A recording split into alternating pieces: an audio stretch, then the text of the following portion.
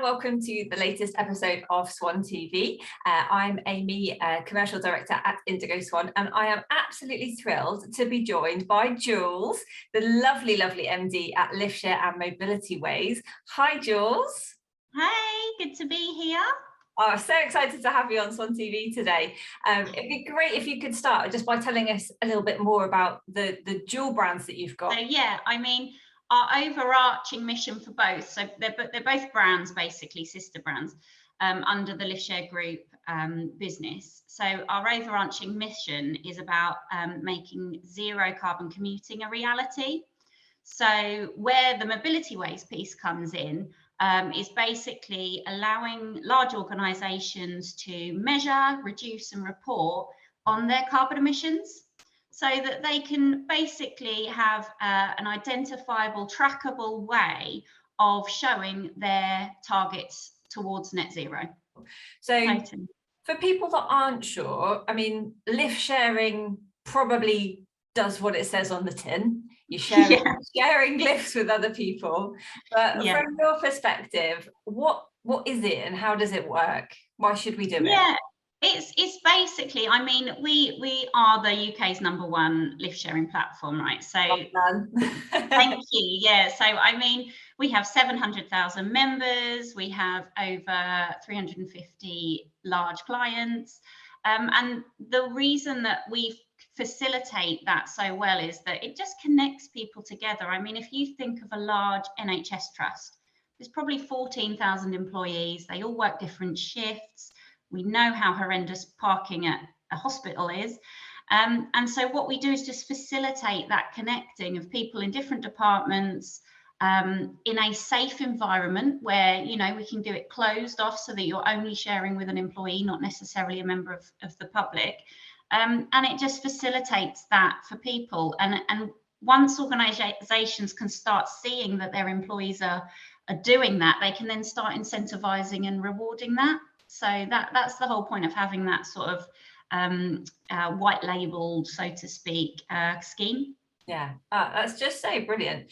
And obviously it's everywhere in the news at the moment, cost of living crisis, commuting costs, and especially, you know, the valuable team members at the NHS. I mean, every business is important, but what can people do to reduce their travel costs? How can car sharing help improve everybody's cost of living? What sort of I mean, with the recent train strikes and with all the fuel pricing, it's never been a more relevant time for our solution.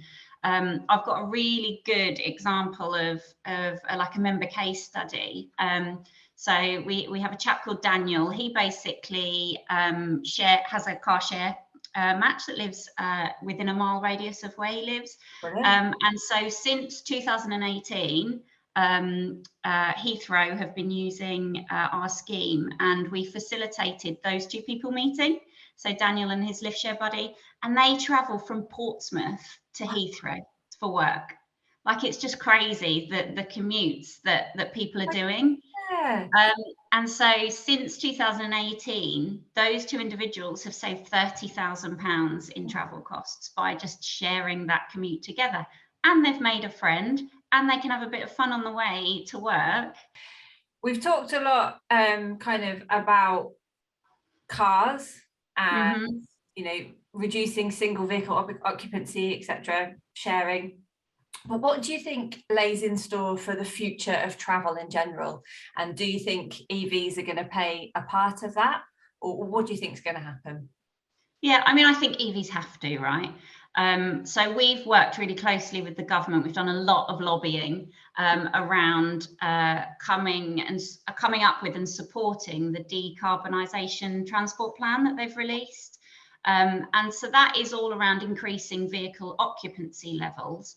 But I think that's going to be across the board. I think EV has to play a part of that. So, you know, moving behaviour change from a diesel and a petrol car to an EV is step one, and then sharing that EV vehicle and that asset is almost like the next stage. I think there'll be probably more disruptive transport services such as EV van pooling, and EV shuttle, that will probably make quite a difference. And then you've got the likes of micro mobility, so where you've got e-bikes and e-scooters, which, I mean, I don't know about you, but even just in Norwich, they're strewn about everywhere. That can only continue to grow, especially as we look more at the first mile and the last mile of a commute. So, you know, where you go from an EV bike to a train station, you get on the train and then you EV the last mile to your office. You know, that's just an efficient, sustainable way for people to start traveling. Also outside of the UK, what's been going on in Europe?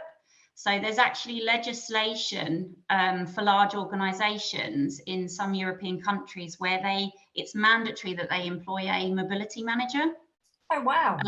Yeah, and so, you know, that is so that they are actively, as an organisation, measuring and reporting on emissions annually. And that has to be introduced in the UK at some point. You know, I feel like we will follow in those footsteps. So yeah, that's kind of what I see as what could be imminent for us, and that's all brilliant stuff. So bring it on.